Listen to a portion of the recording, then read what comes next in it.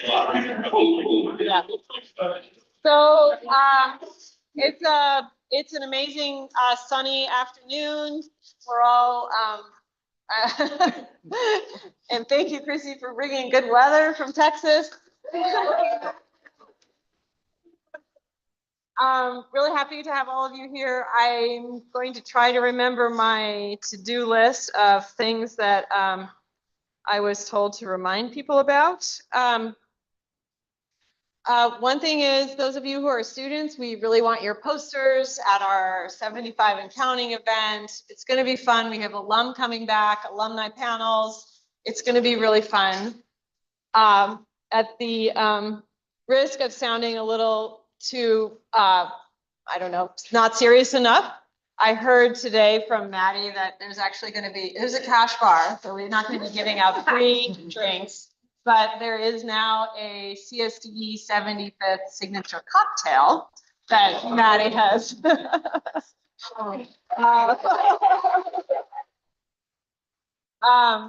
And you know, we really would love for all of you to be there and to network and meet up with folks both Thursday evening and during the day on Friday.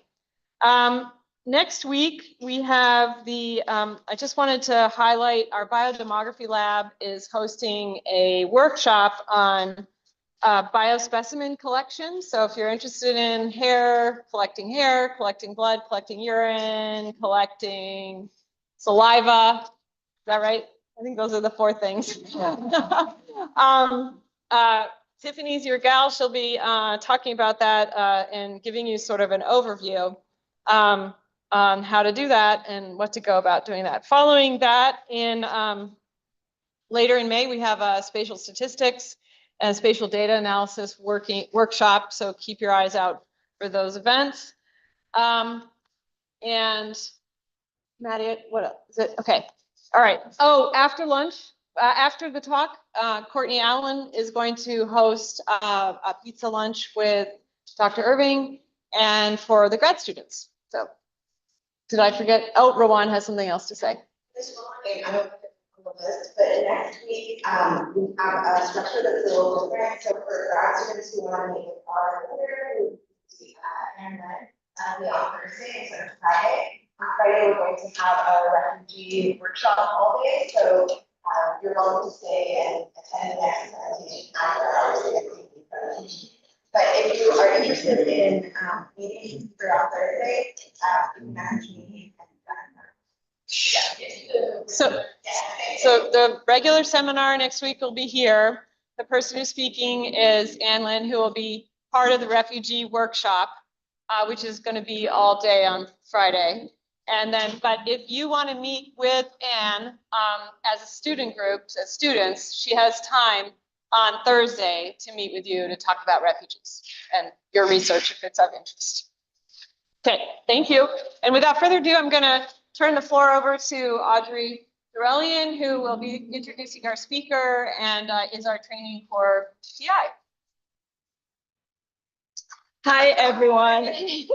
Good morning, everyone. I'm very ecstatic to welcome Dr. Christy Irving because she did a long journey, over 24 hours to get here today. So I'm actually very happy that she was able to make it.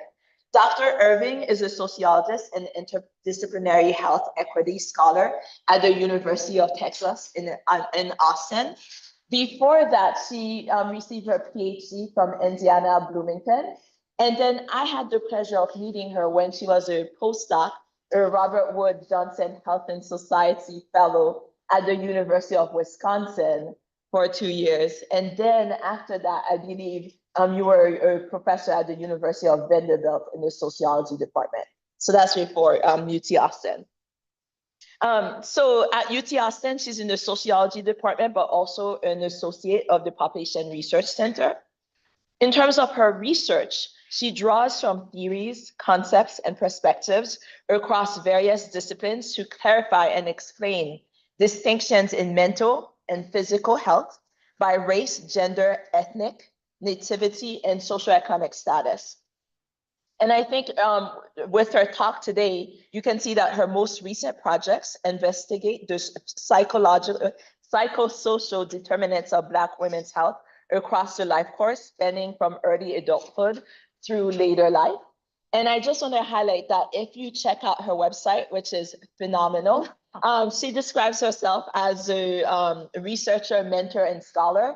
And I was actually really happy to see that she's the director of the I, She, Her, or ISHER lab, which is so it stands for Intersectional Sociological Health Equity Research Lab, whose purpose is to advance understanding of the social determinants of health among historically marginalized populations.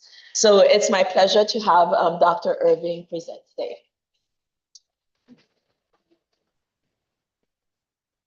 Thank you so much for that wonderful introduction. Whenever I come to speak, I always am wondering, like, who is that person they're talking about? Is that actually me? But thank you so much for such a generous introduction. I'm really excited to be here. Yes, it was a long journey to get here, but once we took off at 6 a.m., I said, I know I'm going to be there. I know I'm going to make it. So I'm really excited to be here today and to share some work in progress. So I'm really looking forward to your engagement with the work and feedback and comments, because it truly is a work in progress. So before I get started, I just want to acknowledge the funding that I received for this research. It really helped to make the research happen. There was some primary data collection involved, and my colleague, Dr. Tiffany Williams, and I are really grateful for the funding that we received to collect those data. And I also want to acknowledge that even though I'm sharing work that I'm sort of the lead intellectual author of, it really takes a village to do this kind of work. And so I always love to acknowledge just not only my thought partner, Tiffany Williams, who I've been working with for the last few years, who's the assistant professor of psychiatry at Indiana University School of Medicine, but also the amazing postdoctoral fellow, Courtney Williams, that I work with, as well as amazing graduate and undergraduate research assistants who have worked as a part of the I, She, Her lab over the last couple of years. So just to provide sort of a roadmap for today's talk, and I'm really going to try to wrap up at 1:15. It's great that there's a clock right there. So I'm going to tell you more broadly about my research program and the theories that undergird a lot of the work that I do. And then I want to share with you the results of 2 studies and then talk about some of the broader research implications of that work. So as Audrey was mentioning, I am a medical sociologist by training, but what I really learned about kind of trying to understand the social determinants of health is that you really need an interdisciplinary perspective. So even though it's controversial perhaps to say that I'm a health equity scholar, I truly am an interdisciplinary health equity scholar.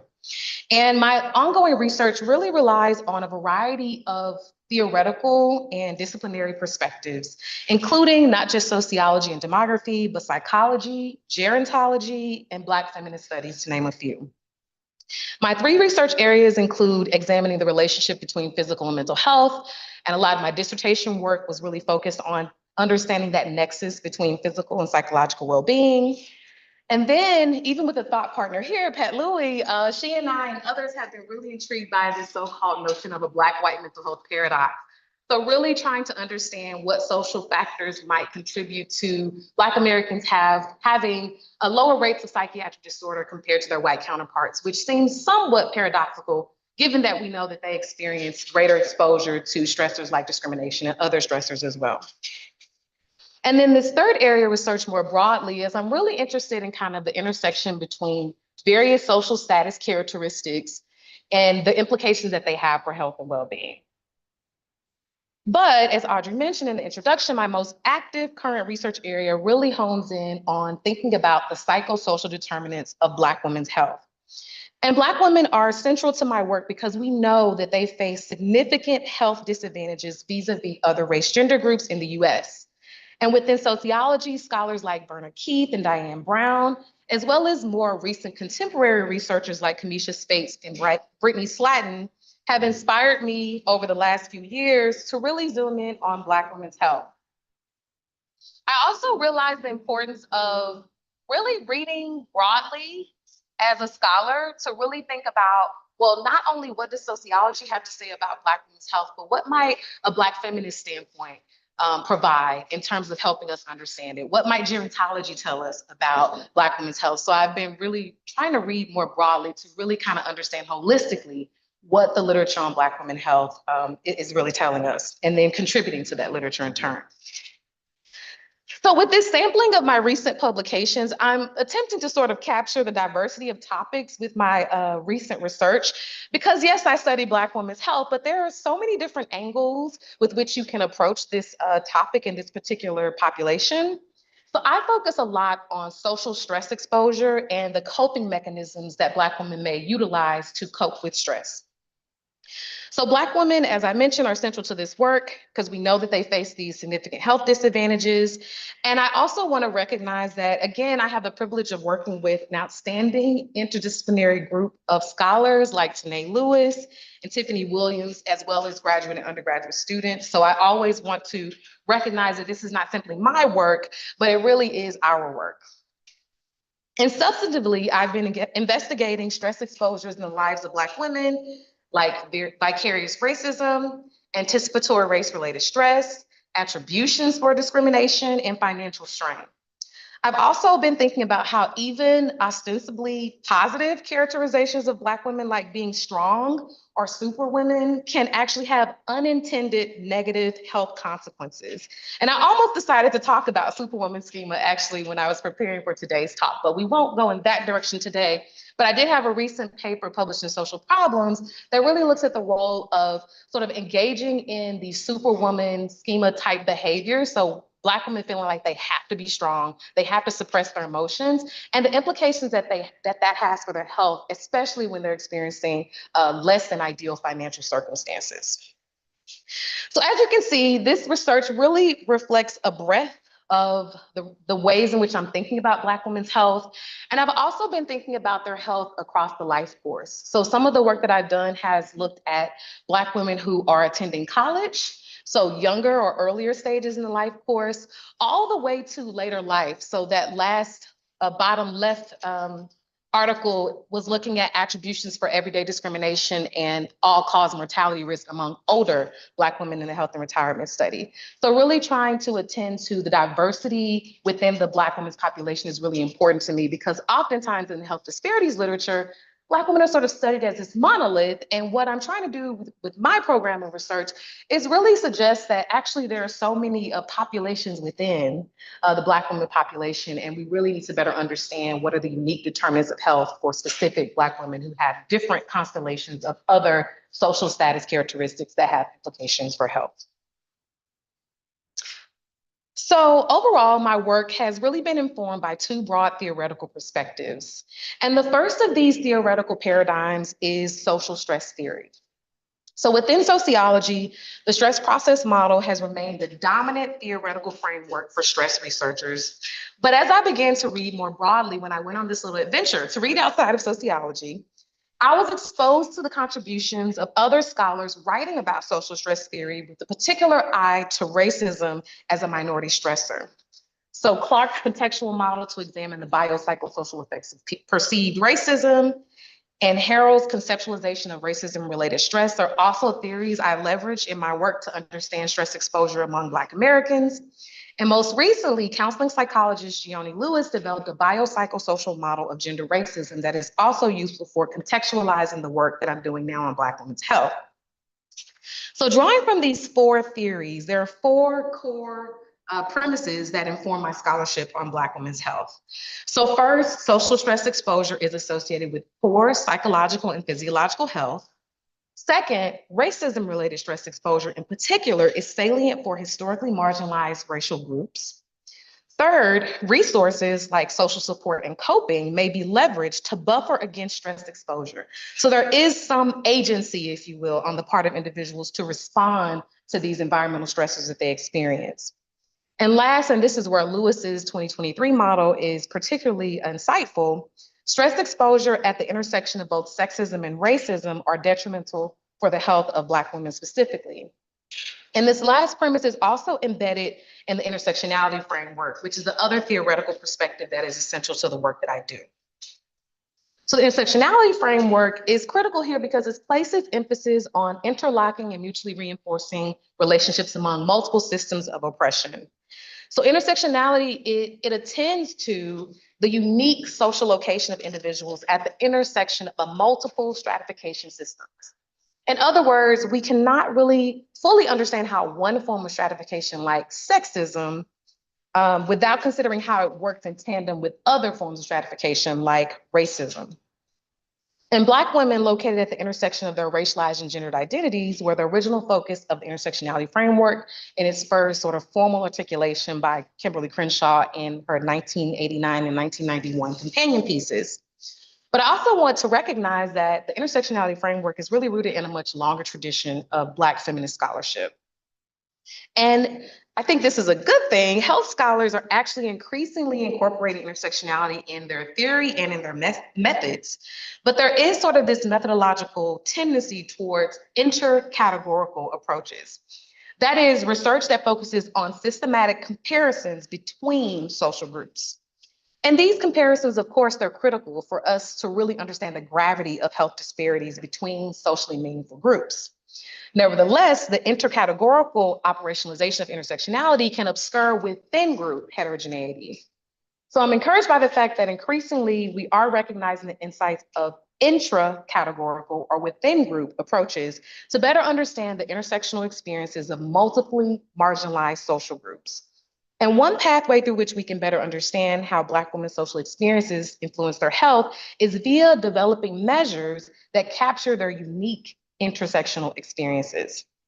And there has been some development in this regard, particularly within the field of psychology. So in integrating the intersectionality framework with theories of social stress, I'm leveraging this concept of intersectional stress exposure to understand the complexities of stress exposure among Black women. But this broader definition refers to the psychosocial stressors relevant to the specificities of a particular group's intersecting identities that are rooted within a specific constellation of oppressions. And though I'm using this term to understand Black women's unique positionality, I do think this term more broadly can be useful when we think about other groups who experience multiple marginalization. So at this point, you might be wondering, okay, so what is an intersectional stress exposure? So I want to provide a few examples of measures that capture Black women's lived intersectional experiences. So first, the stereotypic roles for Black women scale focuses on these historically embedded controlling images of Black women as a caregiver, as angry, and/or hypersexual. And in doing so, Thomas and colleagues in their 2004 paper really looked at how these stereotypical images of Black women and these stereotypical perceptions of Black women can actually have negative implications for their psychological well-being.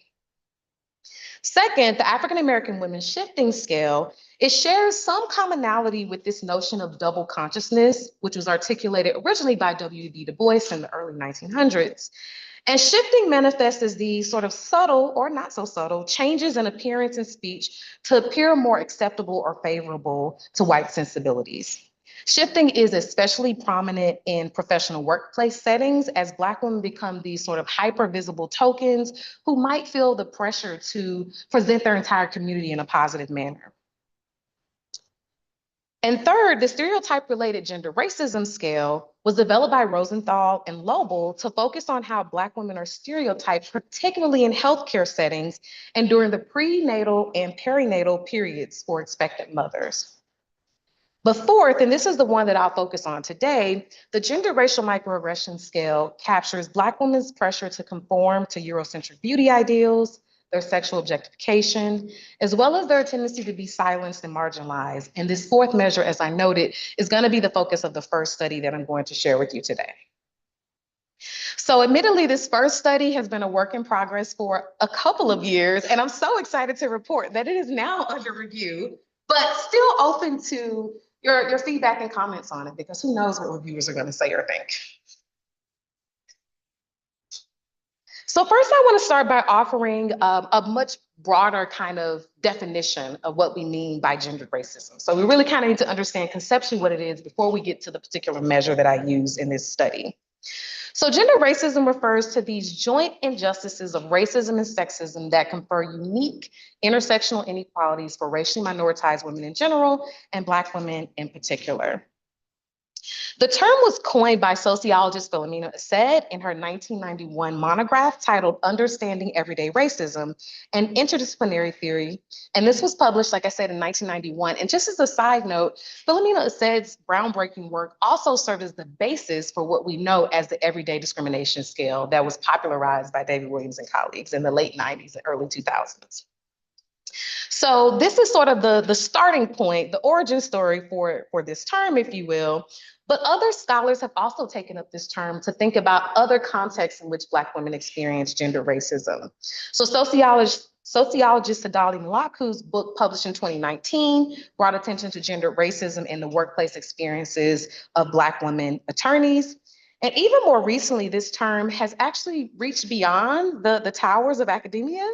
The city of Cincinnati, Ohio, invoked this term to recognize the presence of gendered racism, as shown here in a report produced by the Greater Cincinnati Foundation. So one salient manifestation of gender racism can be observed with regards to how prominent Black women are described in media. So I kind of just want to give you a sense for what I mean by gender racism and some real world examples of how this transpires. So a West Virginia county worker publicly referred to Michelle Obama, the former First Lady of the United States, as a, quote, ape in heels, end quote. In an article praising Michelle Obama's fashion sense, words like hideous, drag queen, and whore were trending in the comments section. Moreover, cartoon depictions of Michelle Obama throughout the Obama presidency often depicted her as muscular, masculine, and angry. Tennis player Serena Williams has been often referred to as a gorilla, manly, and ugly. Even at the height of her professional success, sexist comments about her formidable derriere, lugging breast, and sexual undesirability accompanied every professional milestone. And in this cartoon published by an Australian newspaper, Williams is depicted as an angry Black woman in contrast to a slimmer, more demure white opponent featured in the far right. The hypersexualization of Black women and insistence on depicting them as angry are tethered to historical yet still ever present tropes about Black women that are rooted in gendered racism. So recently, scholars have attempted to bring voice to Black women's intersectional experiences with gender racism by developing quantitative measures that capture their intersectional oppression. So counseling psychologists Shioni Lewis and Helen Neville have developed a gender racial microaggression scale. And they think of gender racial microaggressions as these subtle but everyday verbal, behavioral, and environmental expressions of oppression based on the intersection of one's race and gender. And even though these microaggressions are occurring at the micro or interpersonal level, they really do reflect these broader societal level gendered racism experiences. So I wanted to give you a sense for the gender racial microaggression scale before we move to the analysis. So the gender racial microaggression scale, I'll be referring to it as GRIMS, the acronym, throughout the rest of the presentation. And it includes 4 related dimensions. So the first dimension is assumptions of beauty and sexual objectification. So on the right-hand side of the table, I tried to provide some example scale items so you can get a sense for what this particular dimension is trying to capture. So respondents, Black women respondents in particular, are asked about the frequency with which, for instance, someone made negative comments about their hair when it was in its natural state, or someone assumed that they were sexually promiscuous. And as you can see, as it goes down the list, the second dimension is silenced and marginalized, which really picks up on these experiences in educational and professional settings. The third dimension, though ostensibly positive, Black women are considered strong, but oftentimes that can even have negative health implications. So some of the items that try to get at this strong Black woman stereotype includes respondents reporting the frequency with which they've been told that they're too independent, or someone assumed them to be a strong Black woman.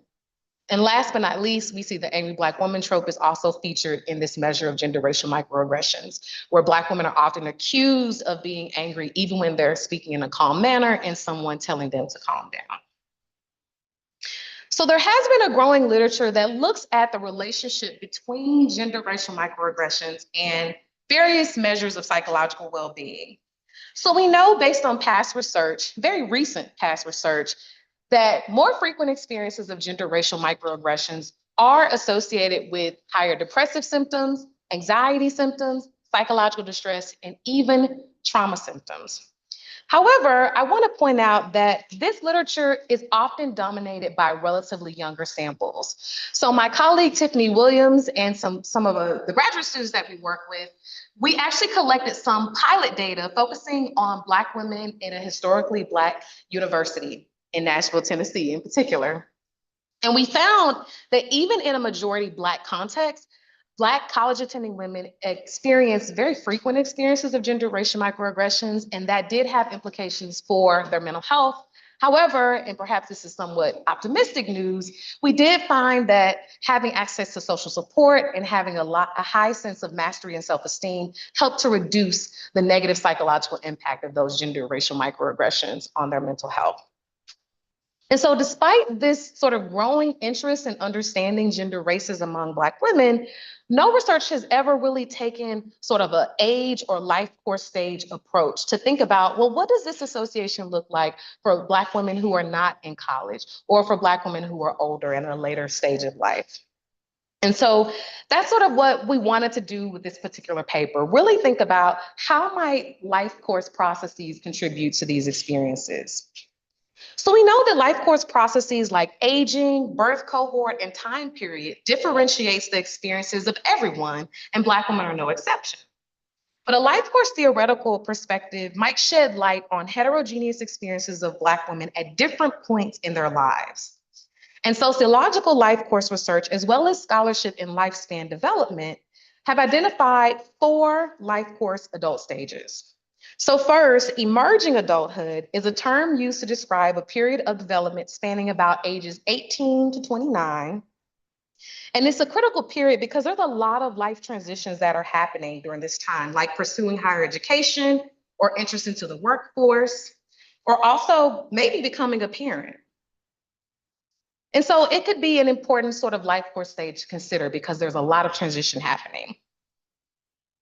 Second, established adulthood was recently identified as a relatively understudied stage of lifespan development.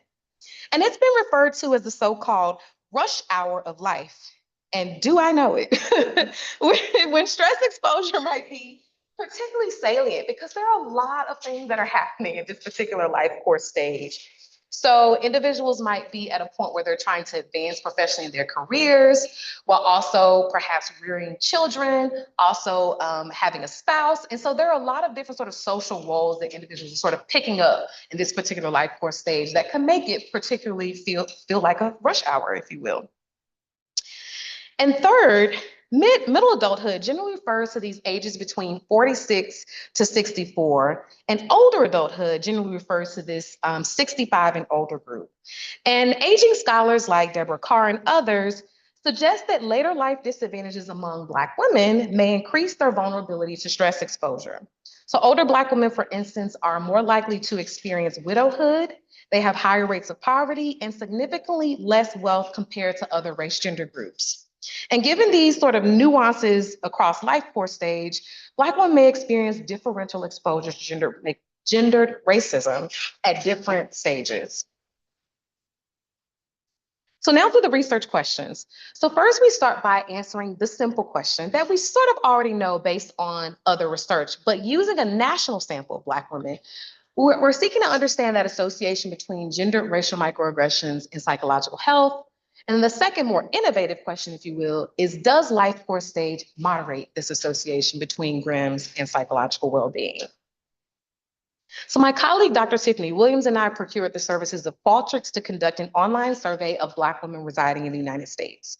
We refer to this survey as the Racial Stress and Gendered Racism Among Black Women Study. And these data were collected between December 2022 and January 2023, and it is not a random sample of Black women, so it's not nationally representative. However, demographic characteristics like region and marital status align with Black women in nationally representative research. So the analytical sample for this particular analysis that I'm going to be sharing with you today is 415. So we include two dependent measures, depression and anxiety symptoms based on the DAS-21. Our independent measure, of course, are gender racial microaggressions overall and those 4 subscales. We also look at the 4 life course stages, emerging, established, midlife, and later life. And we control for a variety of covariates that we know are related to psychological well-being. We employ linear regression analysis, and we ran statistical interactions to investigate moderation by life course stage. Okay, I have to speed up here a bit. Okay, so now to give you an overall sense of the sample in terms of mental health and gender racial microaggressions. So on this table, I'm reporting on the left-hand side, the mental health and gender racial microaggressions measures, and then each column represents each life course stage, starting with emerging adults all the way through older adults. And what we observe is that emerging and established adults have on average higher risk for depressive symptoms as well as anxiety symptoms. And they significantly differ from midlife and older adults, but do not significantly differ between each other. In terms of gender racial microaggressions, we also observe the same pattern. So emerging adult Black women and established adults seem to sort of be bearing the brunt more of these types of gender racial microaggression experiences, and they significantly differ from their midlife and older adult counterparts. So now, looking at this first research question. So in this table, I report beta coefficients from linear regression models. And first, in model 1, I show the impact of overall gender racial microaggressions. And what we observe, which is very consistent with past research, is that more frequent experiences of gender racial microaggressions is associated with higher depressive symptoms as well as anxiety symptoms. In addition, if we look specifically at each of those subscales within the Grimm's measure, we see, again, a quite robust impact of each dimension of gender racism on depression and anxiety symptoms, with the largest effects being for assumptions of beauty and sexual objectification in terms of the relative magnitude of coefficient. So the second question, so now I am going to sort of transition us to think about, well, how does life course stage kind of complicate these findings? And so we do find that life course stage does moderate the association between Grimm and psychological health, and maybe sometimes in unanticipated ways. And generally speaking, this is sort of like the telling you the results before I show them. Generally, there's relatively weaker or null associations between Grimm's and mental health for older Black women in particular. So now I'm going to show you a series of figures that sort of capture these moderation effects. So to orient you to figure 1, on the x-axis are the values of gender racial microaggressions ranging from never to a few times a month. And on the y-axis are the predicted values of anxiety symptoms, with higher values reflecting more frequent symptoms. Lines are represented for each life course stage group, and blue is the youngest group, so those emerging adults. Yellow reflects the oldest group, the older adults, the 65 and over category. And the general pattern indicates that the association between Grimm's and anxiety is relatively null among older Black women, as indicated by that relatively flat line for older Black women. However, there is a positive association for all the other age groups, with the steepest slope being observed for Black women in midlife, so the green line. So women between 46 and 64, there's the strongest association between frequent gender racial microaggressions and anxiety for that particular group. And in figure 2, for depressive symptoms, we see a very similar pattern. But when we look at the specific gender racial microaggression subscales, the results appear to be driven primarily by 3 of those 4 dimensions. So in terms of assumptions of beauty and sexual objectification, we see a very similar pattern as the overall gender racism scale. So that strong positive association for 3 of the 4 groups, not for older Black women, but for every other group. And we see the same thing for assumptions of beauty and sexual objectification and depressive symptoms. And then for silenced and marginalized, again, we're observing this very clear pattern that for older Black women, there appears to be this null association, but a positive association for the other 3 age groups. But something interesting sort of happens when we think about the strong Black woman stereotype. So these are predicted values of anxiety symptoms by the strong Black woman stereotype and life course stage. So So we still observe for the youngest group, emerging adults, and for midlife Black women, that there's this positive association. So the more frequently they experience the strong Black woman stereotypes, the higher their predicted values of anxiety symptoms. However, for established Black women, so that 30 to 45 group, the red line, and for older Black women, there's a relatively flat line suggesting that there's a null association between the strong Black woman stereotype and anxiety symptoms for these two groups.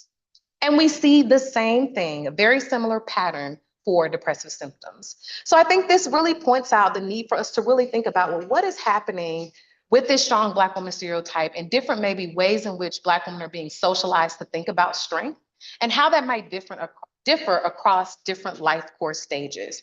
So this particular aspect of gender racial microaggressions seems to really be operating in this distinct way that is different from those other microaggressive experiences. So just to summarize, in general, we find that early adulthood and established adulthood are these critical periods where Black women are experiencing greater exposure to gendered racism.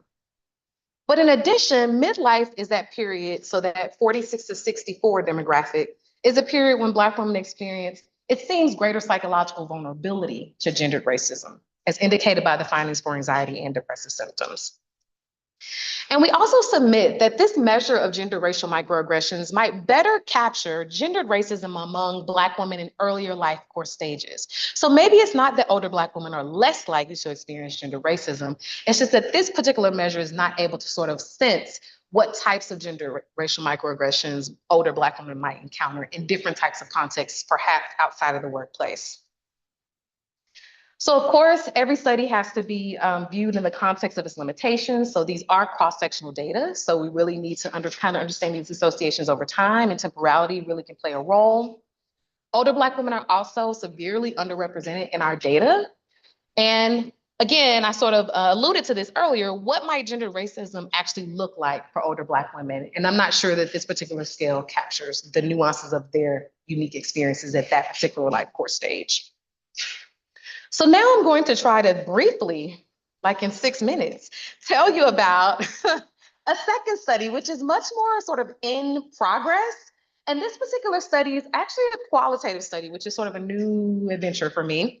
But we were really interested in, well, how do Black women actually respond to being stereotyped as Black women? How do they cope with it? And how does that matter across different life course stages? So I'm going to try to fly through this part. So coping in general refers to these behavioral and/or cognitive attempts to manage specific situational demands which are appraised as taxing or exceeding one's ability to adapt. And relative to research on stress exposure, coping strategies are understudied, particularly within sociology. And we know that some coping strategies might be more effective than others in processing experiences of gendered racism. But also, we submit that coping strategies and approaches likely differ based on life course stage. So relatively few studies have actually examined how Black women cope with gendered racial microaggressions.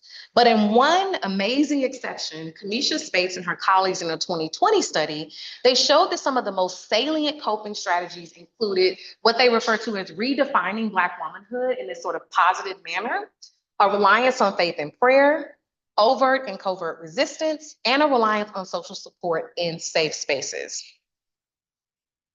So we add this, again, this dimension of, well, how might life course stage matter in terms of how people cope?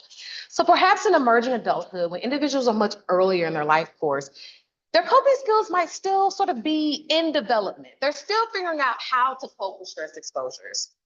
However, by the time they get to established adulthood and middle adulthood, they're navigating workplaces, for instance, or professional advancement. So the coping might be most salient for them in those particular domains. And perhaps they develop a more sophisticated set of toolkit, if you will, of strategies to cope with gender racism by this particular point in the life course.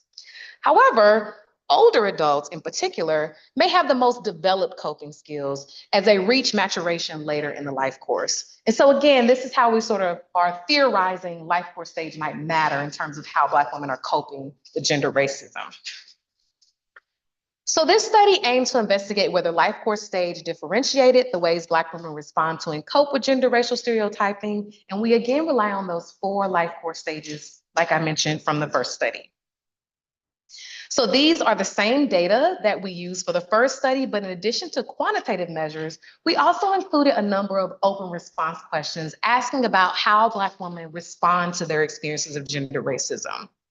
So we asked this question. Earlier in the survey, you were asked about how frequently you have to deal with racial or gender misrepresentations or misconceptions about Black women. For example, stereotypes about being loud, promiscuous, angry, and curvy. Describe how you have dealt with being stereotyped as a Black woman. And we got a broad array of answers. So this is just a sampling of 3 responses that we received of those 422. And as you can see, people respond in different ways. So one respondent is expressing pride and self-confidence in the face of being stereotyped. The other is talking about using education as a way to deal with a stereotype. And another relies on prayer, for instance, praying to God, because she believes that a higher power has more control over her life than those who are stereotyping. So for our methods, I'm going to skip this part just because I want to get to the results, but I'm happy to answer questions about this. I'll just say that our undergraduate research assistants really did a lot of the amazing foundational work that we needed to develop the codes and the themes for this particular study. So preliminary findings.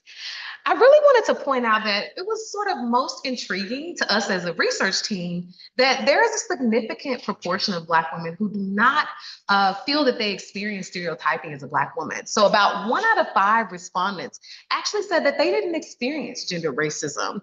However, established adults, so that 30 to 45-year group, they were the least likely to say that they have not been stereotyped as a Black woman. So throughout these results, I'll try to highlight the life course stage that appears to be different from the others.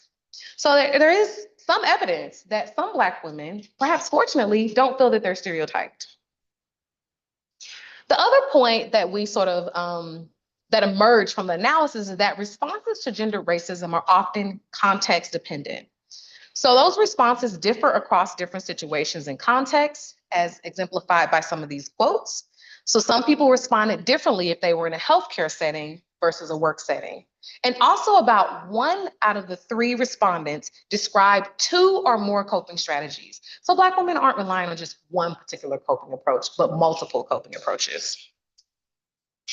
And life course stage also matters. So this is just an example of how life course stage matters. A 75-year-old respondent notes, at my age, I don't have any outward experiences, but throughout my life, I've always shrugged them off. And a 50-year-old respondent says, honestly, I don't try to prove anything to anyone. People will see who I am, the way I speak and carry myself. But then she talks about her earlier self, her younger self. The stereotypes don't matter to me now at 50 years old the way they did at 30. So there does seem to be sort of this developmental process with how Black women are understanding and coping with these stereotypes related to Black women. So it's 1:15. If you all may allot me 5 more minutes.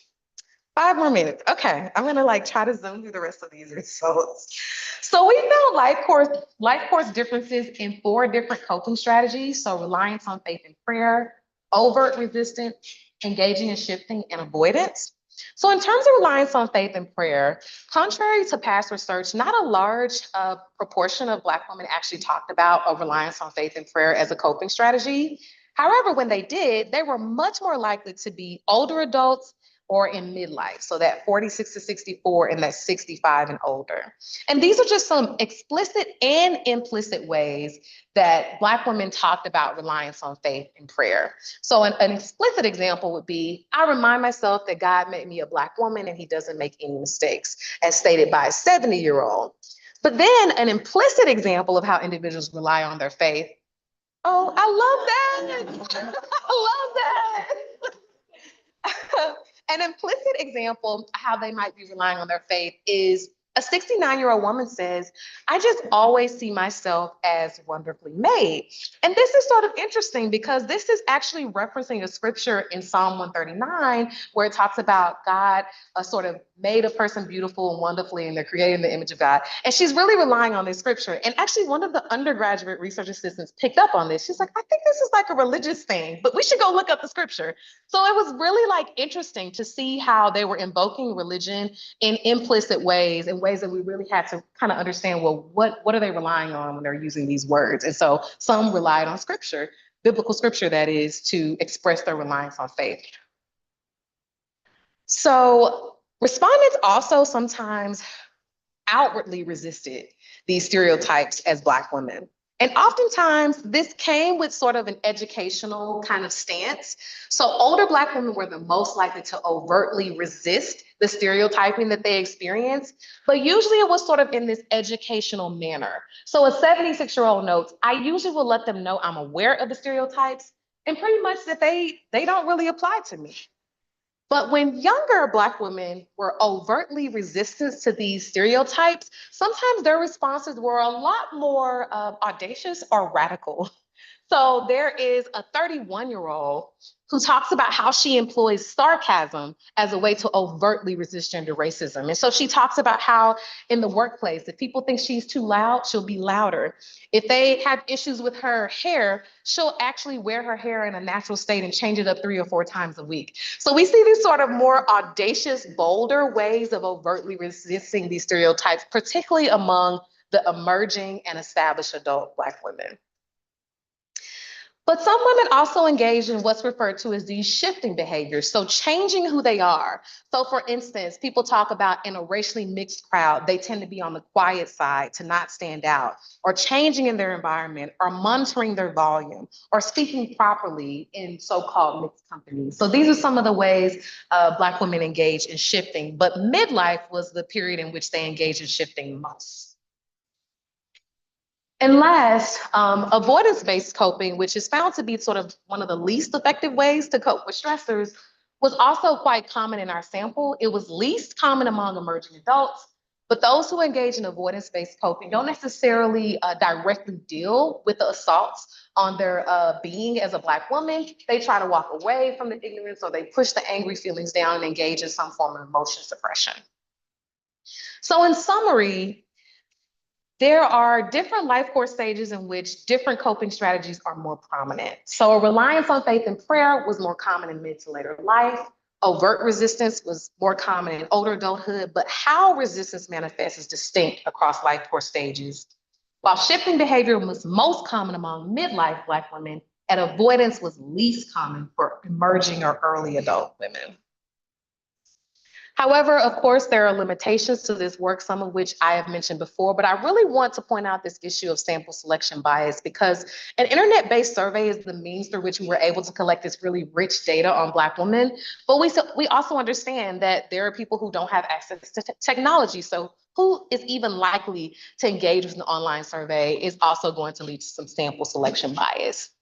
Also, the open response questions were a nice window into thinking about how Black women cope with gender racism, but of course, an in-depth interview or a focus group methodological design will really help us get at some of those nuances of Black women's experiences beyond just what they write into the open response box in an online survey. So now, very quickly, the research implications. I hope at this point I've convinced you that we need more intra-categorical research to really understand the nuances of the experiences of multiply marginalized populations. And GRIMS, it may not comprehensively sort of capture all the ways in which Black women experience gender racism, but it is a start. But I think we also need to validate measures on older Black women in particular to really understand what's happening with their gender racism experiences. And just as a last statement, I think this construct of gender racism or gender racial microaggressions could potentially be an inspiration for sociologists and population health scientists who are really interested in the determinants of health of multiply marginalized populations. And even though I focus specifically on Black women here, I think other types of measures focused on other multiply marginalized populations can really convey that there are these unique determinants of health for particular groups that aren't necessarily captured by all of the disparities and comparative work that we've been doing in sociology and demography. And with that said, I will stop there. I'm open to comments, feedback, and questions. Feel free to email me. And there's also my iShare Lab if you're interested in learning more. Thank you.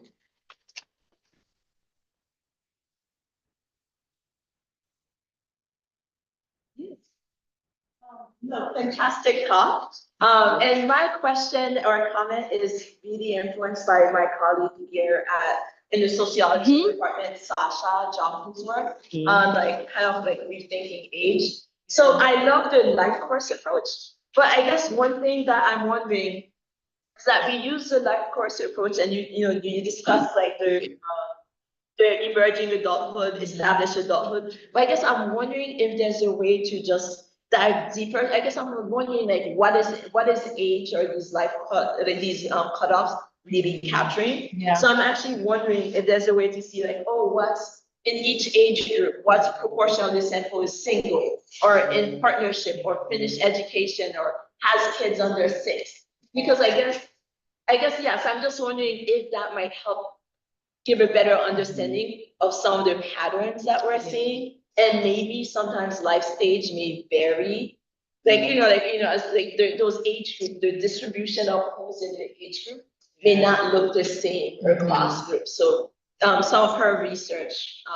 Yeah, thank you for that. So I think I'm supposed to repeat the question for everyone online. Audrey just asked a multi-pronged question, but generally trying to get at maybe there's more heterogeneity or nuance than just these 4 life course stages, because we could think about, well, what is age and what's happening within each of these age groups? And I think that's a fantastic question. So even as the research team was working on this, we were also thinking about, well, maybe it's like, what generation you're a part of. Like maybe millennials are different from Gen X. And so I do think there are different ways to think about this. And I think, like you said, with our data, we can definitely go in and look at kind of the demographic characteristics of each of those groups. But sometimes things are in anticipated directions and sometimes things are not. So for instance, even the 65 and older group, we were looking at employment status, and about 20% of 65 and older Black women are still in the workforce, which we didn't really expect necessarily. They were definitely much more likely to be retired than the other younger groups. But your point is well taken, that there are other ways to think about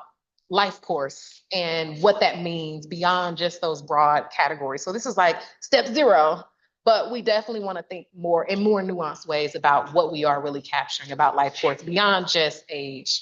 So thank you, Audrey. Yes. I'm on this again, I'm second year here in the sociology department. I also work with professors. Yeah. I love how you reduce a lot of the complexity of this high-dimensional process into such like theoretically grounded axis of variation. And getting back to your last question about sort of an intra-experience, thinking about race and colorism, and how that might maybe give leverage to the differential experience and how people are sort of receiving microaggressions that other people. Yes. Yes. So there was a question from Adam. Okay, there's something happening. Okay, not now. There was a question from Adam about the role of other kind of demographic characteristics, for instance, something like colorism and the role that might play for the findings. So it's so great that you asked that question, because when the undergraduate research assistants were doing the coding, there were actually several responses. I don't know if we have enough to like develop an entire kind of paper around it, but there were several respondents who talked about not just being a Black woman, but being a larger and being a darker skinned Black woman. And so I do think size, body shape, body type, and also skin tone, right? Perceived skin tone from others also differentiates the experiences of Black women, because I would argue that all Black women probably experience this stereotyping on some level, but there are certain stereotypes that are attached to larger, darker skinned Black bodies that are a little bit different from those who have fairer skin. So yes, I think that's another dimension of heterogeneity that we don't necessarily see captured in this body of research. I will say that Taylor Hargrove, I think, is doing some interesting work around skin tone. Pat, you've done some work around skin tone as well, right? So there are other scholars who are thinking about it. I don't know if we have enough empirical purchase for this analysis to do it, but it is interesting that some women talked about their body type, size, and skin tone as another kind of differentiator. Oh gosh, there's a question back here. So I saw the survey you asked them for. So all the live streams only in the American South from any of your responses are fine. Looked at like separate languages and then program responses from region to America. Oh, that is such a good question. So actually, I have a doctoral student who's interested in how region plays a role. So for this particular sample, it's something like 59% of the respondents are from the South, which kind of reflects the geographical distribution of Black Americans, in general.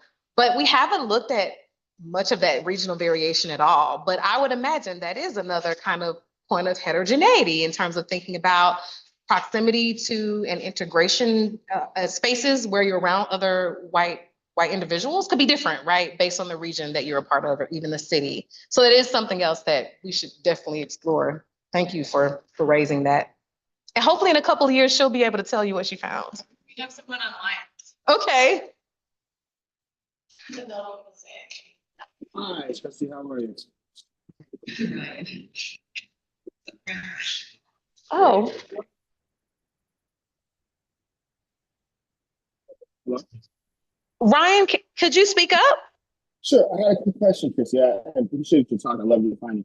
In relationship to the life course, so going back to that, in the gerontologist paper you lead off on, can you explain, like, from a life course perspective, why your findings as to why Black women who attributed everyday discrimination to all causes, but not gender or racism or the other attribution typologies, face increased risk for all cause mortality loss? Okay, I'm gonna repeat it. for you. Okay. Christine, this is fascinating work. Three exclamation. You show that contributing everyday discrimination to any source, not just race or gender, is associated with increased all-cause mortality risk among Black women. Can you help me understand why this finding diverges from Team Tene Lewis model? That's a good question. So I think it again speaks to why we need an intersectional perspective to really understand the determinants of Black women's health. So while we think of race and gender as sort of the most salient status characteristics that impact Black women's lived experiences, I think social class matters a great deal. I think age matters a great deal. And so that's sort of what we end up saying in the paper is that, yes, we think about race and gender as these master statuses for Black women, but there are these other status characteristics that might also lead to differential experiences and differential treatment that could be perceived or reported as discrimination. And so I think it really just speaks to why we need to think more broadly and expand our horizons about using and leveraging intersectionality, not just to think about race and gender, but to also think about other dimensions or statuses of inequality. I'll stop there. I had a question. Jill, Yeah. close this up. Oh, it was a regional question, but then I was thinking also about, do you have the race of the partner? Fire for experiences of gender, microaggression, kind of like maybe the kinds of networks they're integrated into. That is such a good question. So we know about their relationship status, but we did not ask about the race of their partner. But hindsight is always 2020 with primary data collection. There's a million things my students always ask about, and I'm like, you don't have that. But for future data collection, that is something else that we might want to think about, because that's going to affect, like you said, sort of their social ecology in terms of the race and ethnicity of the people that are surrounding them. So that makes a lot of sense. And your work has shown us that it matters for health. So yeah, thank you. I think that's it. Thank you so much. Thank you. Yeah. So a few minutes if you want to touch base with Christy before she heads off for lunch with the students. Yes.